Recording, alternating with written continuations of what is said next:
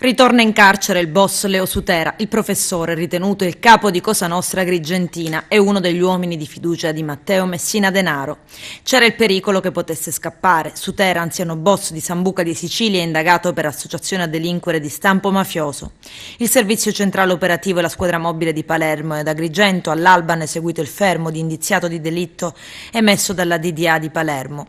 Sutera, secondo le indagini, ha continuato a gestire affari del mandamento mafioso con il controllo in particolare delle attività edili della provincia di Agrigento.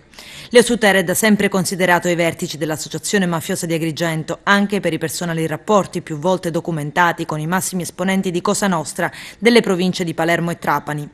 Sutera è uno degli uomini di fiducia del latitante Matteo Messina Denaro, al quale è legato da un'antica amicizia e ha intrattenuto fino a pochi anni addietro comprovati contatti attraverso il sistema dei pizzini. Nel 2012, dopo il suo arresto, ci fu una stagione di veleni nella procura di Palermo. Secondo l'allora procuratore aggiunto Teresa Principato, vennero bruciate le indagini su Matteo Messina Denaro.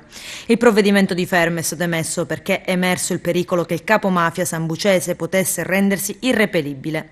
Il professore Leo Sutera, quando venne arrestato nel 2012, era considerato il punto di snodo delle comunicazioni tra i boss delle province e la primula rossa, Matteo Messina Denaro. Il filo per arrivare al capo di Cosa Nostra, tanto che il rosso lo immortalarono in una foto mentre leggeva un pizzino. Sutera era libero da oltre un paio d'anni. Nel 2016 gli venne sequestrato un patrimonio da 400.000 euro. Dal luglio del 2018 era un sorvegliato speciale perché considerato socialmente pericoloso. Gli investigatori lo hanno arrestato nella sua casa dopo alcuni segnali di probabile fuga emersa da alcune intercettazioni. A coordinare le indagini è stato il procuratore aggiunto Paolo Guido di Palermo.